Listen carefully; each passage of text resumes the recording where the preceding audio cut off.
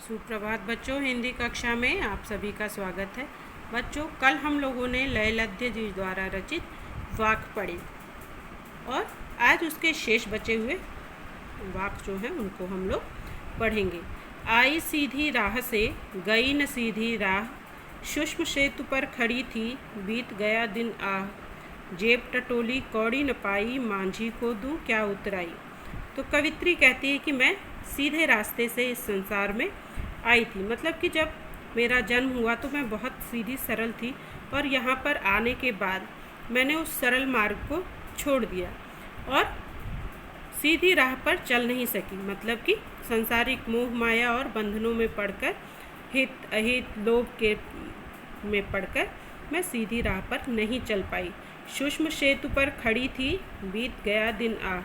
फिर जब मुझे ज्ञान हुआ और मैंने हठ योग का सहारा लिया तो मैं सूक्ष्म सेतु सुषुम्ना नाड़ी जो होती है उस पर अपना ध्यान केंद्रित करके पड़ी रही, पर फिर भी मुझे ईश्वर की प्राप्ति नहीं हुई। बीत गया दिन आह और अब मेरा जो समय है वो बीतता चला जा रहा है, वो समय ख़त्म होने वाला है, पर मैंने इस जीवन में कुछ भी ऐसा नहीं किया जिसके लिए मैं संसार में आई थी।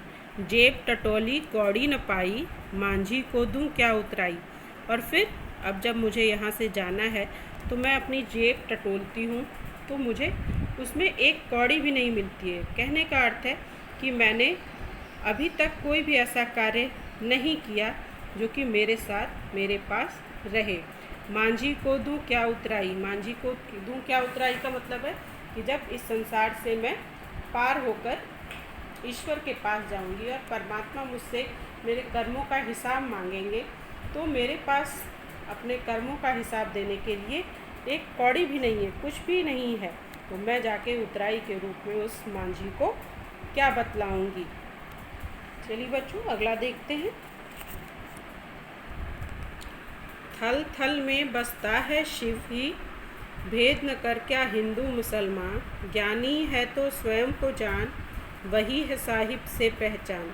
थल थल में बसता है शिव ही, अर्थात कण कण में प्रत्येक पे ईश्वर का वास होता है। भेद न कर क्या हिंदू मुसलमान, और हमें उसे हिंदू या मुसलमान के रूप में बांटना नहीं चाहिए, कोई भेद नहीं करना चाहिए कि ईश्वर जो है वो हिंदू है या मुसलमान है, क्योंकि ईश्वर तो सर्वव्यापी है, सर्वव्याप्त है।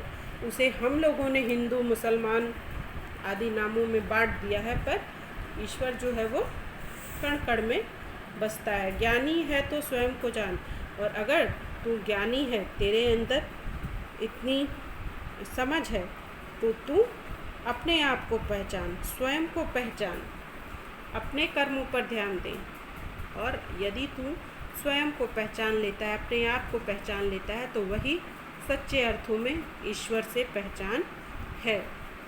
ईश्वर हमारे सबके अंदर बसा हुआ है, कण कण में बसा हुआ है, तो हमें अपने कर्मों पर ध्यान देना चाहिए। यदि हमारे कर्म अच्छे होंगे तो एक तरह से हम ईश्वर की प्राप्ति कर लेंगे, वही ईश्वर से पहचान है। आज के लिए बच्चों इतना ही, धन्यवाद।